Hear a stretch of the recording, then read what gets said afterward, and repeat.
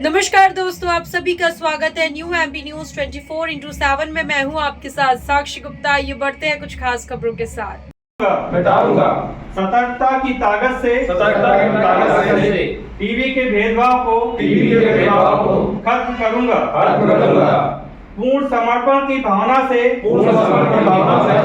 भारत को 2025 तक टीबी मुक्त बनाने के यज्ञ में अपना पूरा योगदान दूंगा। टीबी हारेगा, देश जीतेगा। राष्ट्रीय क्षय उन्मूलन कार्यक्रम अंतर्गत 100 दिवसीय निक्षय अभियान अंतर्गत जिला स्वास्थ्य समिति छतरपुर द्वारा प्रेस कॉन्फ्रेंस का आयोजन शहर के एक निजी होटल में किया गया।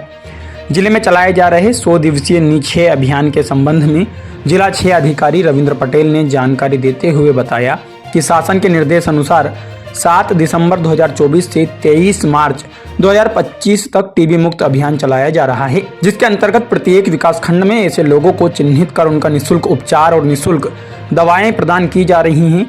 अभियान के प्रचार प्रसार और जन जागरूकता के लिए समाज सेवी संस्थाओं, जनप्रतिनिधियों, पत्रकारों और व्यापारी संगठनों का सहयोग भी लिया जा रहा है। क्षय अधिकारी ने बताया कि मरीजों के उपचार को 2 चरणों में बांटा गया है।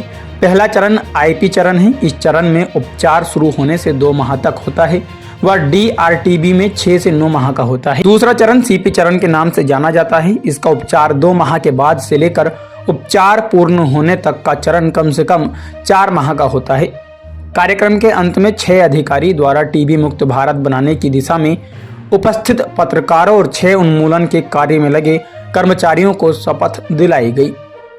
मीडिया वर्कशॉप का मेन उद्देश्य ये है कि मीडिया ही एक ऐसा साधन है जिसके माध्यम से हम हर व्यक्ति को जागरूक कर सकते हैं और उस व्यक्ति को उस सुविधा के बारे में बता सकते हैं कौन सी सुविधा कहाँ से हमें प्राप्त।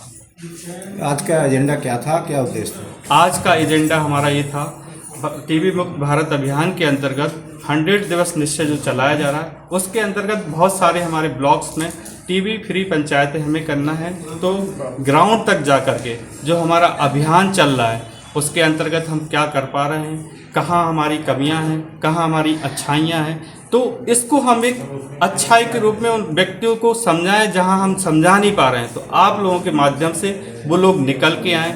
हमारी जो की पॉपुलेशन है, जैसे 60+ के पुरुष हैं और डायबिटीज़ के पेशेंट हैं, हाइपरटेंसिव है, HIV हैं और जो रेजिडेंट्स जगह पे रहते हैं, ताकि वो ज़्यादा से ज़्यादा स्क्रीनिंग में भाग ले सके और हमें उनके लक्षण के बारे में पता चल सके, ताकि हम इस अभियान का एक सार्थक रूप में प्रयास कर सकें। किस तरह से जांच की जा रही है? अभियान के कितने दिन अभी तक हो गए हैं?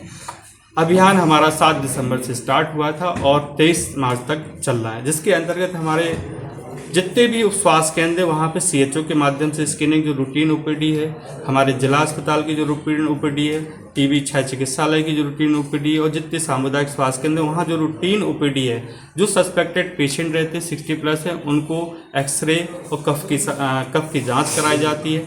साथ ही जो हमारा अभियान जो मुख्य उद्देश्य है, जहाँ पर हमारे एक्सरे की सुविधा नहीं है जिन ब्लॉक्स में, उनके लिए हमारे पास निश्चय वाहन हैं 2।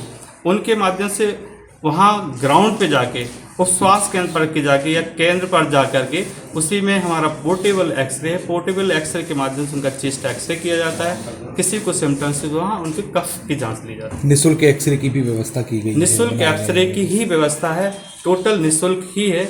और जिले स्तर पे जैसे कुछ पेशेंट्स हैं जो मिस हो रहे हैं या रेफरल कुछ CHO भेज रहे हैं, तो उनके लिए हमारे यहाँ जिला अस्पताल में नौगांव और छतरपुर को मिला के 13 एक्सरे संस्थाओं को इम्पैनल किया गया जो क्या सर लोगों से कहना चाहेंगे कि जल्द से जल्द जांच करवाएं जो लोग छिपाते हैं, और कैसे बीमारी कितने दिनों में सही हो जाती है? निश्चित ही ये संक्रामक बीमारी है, इससे डरने की बिल्कुल ज़रूरत नहीं है।